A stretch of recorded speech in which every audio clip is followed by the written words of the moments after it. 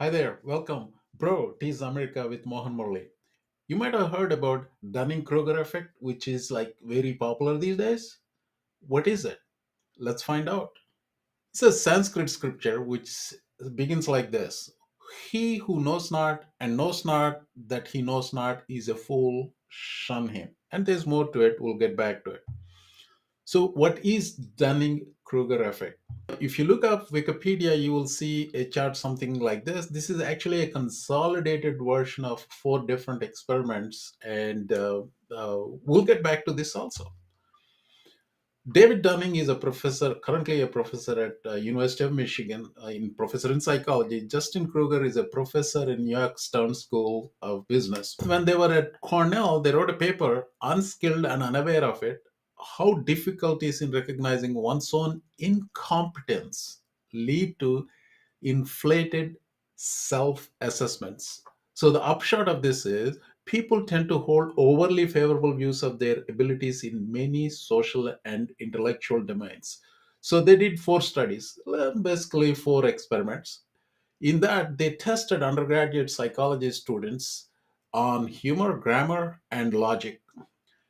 In that, they basically, if you see the abstract up there, there are people there actually in the 12th percentile in the class. They estimated themselves to be somewhere around 62nd percentile. We do not have time to get to all four studies. We will focus on one thing, which is more objective than the others, on logical reasoning ability, perception versus reality. So on the x-axis, let's say you have objectively measured data. So for instance, based on test scores, you can put students in bottom quartile, second quartile, third quartile, and the top quartile, right? The glasses represent basically a visual representation of which quartile they belong. And on the y-axis, you put some perception, self-perception, basically self-assessment, either perceived or real measure. So it'll get clear when I explain with some data. They asked the students. This is in a class of 44 eligible participants. 44. They asked them, rate yourself among your fellow students where you fall percentile. What percentile you think you are in logical reasoning ability, and it will be easier with an example. Let's say as first student, the person said, okay, I'll be in the 71st percentile. That means he ranked very high. As the second student, and she said 67% percentile. So the average of these two is about, say, 69%, right? When you when you ask all these 44 students, they came around 69%, and that's what you see this point up here. Then they gave a 20 question test on logical reasoning. And after they took the test, they asked the same students again, how did you think you do in the test, and where do you think your score will fall among your classmates? And the scores little dipped a bit. Let's say the same student who said earlier 71 might have said, say, 64. The same student who said 67 might have said 60, and then average 62. So that's what that dashed line represents. And then they graded the test. When they graded the test, the actual scores, like there is only one right answer. There is no, in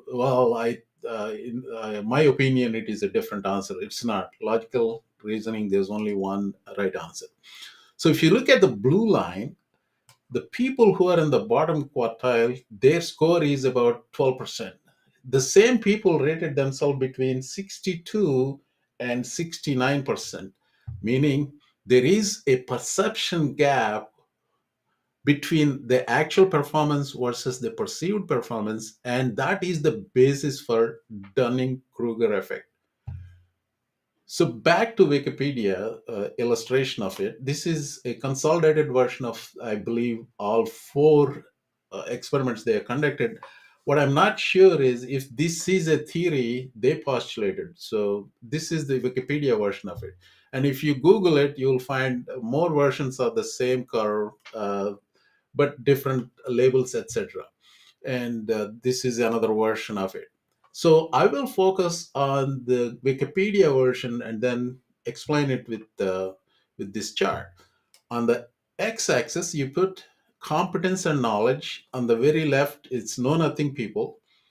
This is across a whole bunch of populations, like know nothing people. And then on the extreme positive side, experts. On the y-axis, you have confidence from very low to very high. And if you plot these people who fall in this spectrum, is something like this. On the know nothing side, you see a peak, and that peak is called peak of Mount Stupid. And very next to it, that means there's a bunch of people who know nothing, but they're self-aware of it. They are in despair, like it's called Valley of Despair. And somewhere between Valley of Despair, there is a ascension, that's like gaining knowledge, slope of enlightenment. And then you have a plateau of sustainability with knowledge, right? That's where you reach. And then it's kind of like the confidence flattens. That's where it is. Like the more expert you are, the confidence, it doesn't keep going up. So if you see the gap between this peak of Mount Stupid and plateau of sustainability, there is always a confidence gap. In other words, the stupid people always are more confident than the smart ones and experts. And let's see what is the problem with this. This is age of social media, the age of influencers, and a whole bunch of things. A person with a lot of self-confidence with no substance at all with some charisma is more dangerous, which is the point I'm trying to illustrate in this whole video. Let's take an example of a college election, student body president election. So we have one student, he's a Mr. Blowhard, and another student, Miss Careful, and another student, Miss Confusion. So Mr. Blowhard is in the bottom quartile, but he's extremely confident. He doesn't know anything. He's extremely confident, and he's very articulate in whatever he says. He says like he knows that for sure, and then he's able to articulate it in a way that connects with the masses.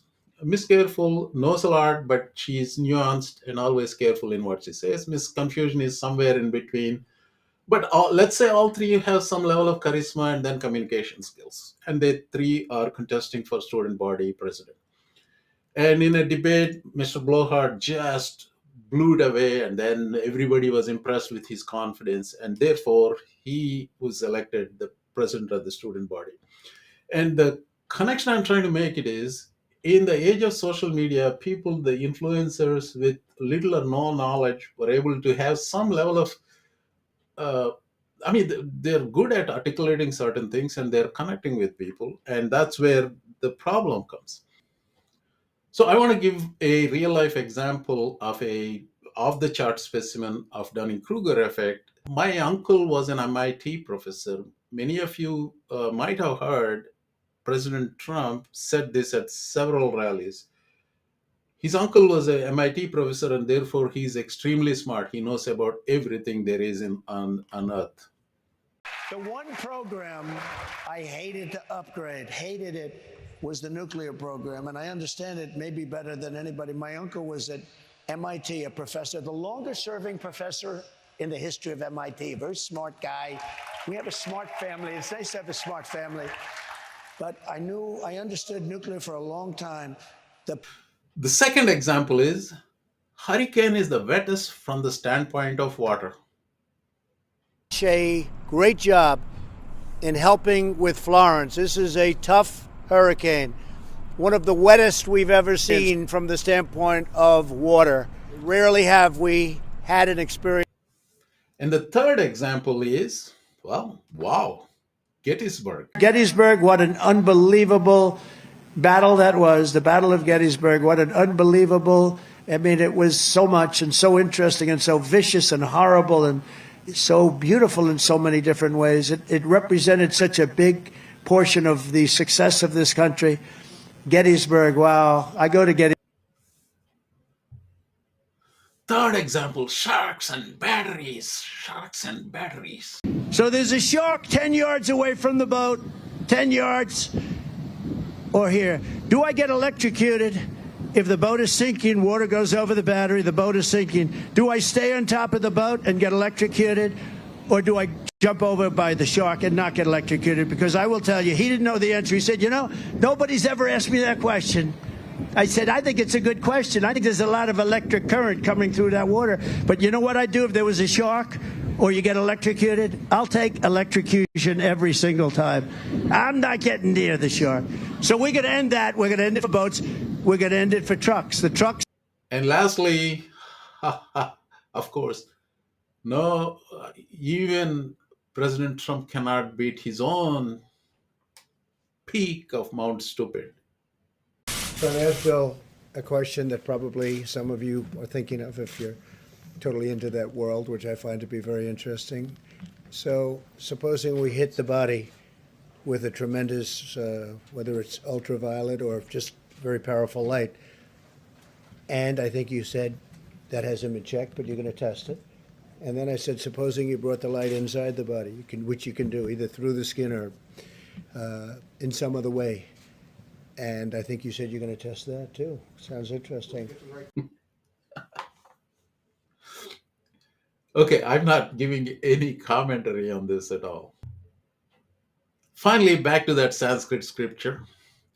He who knows not and knows not that he knows not is a fool, shun him. But these day and age, that guy may be the social media influencer with 2 million followers.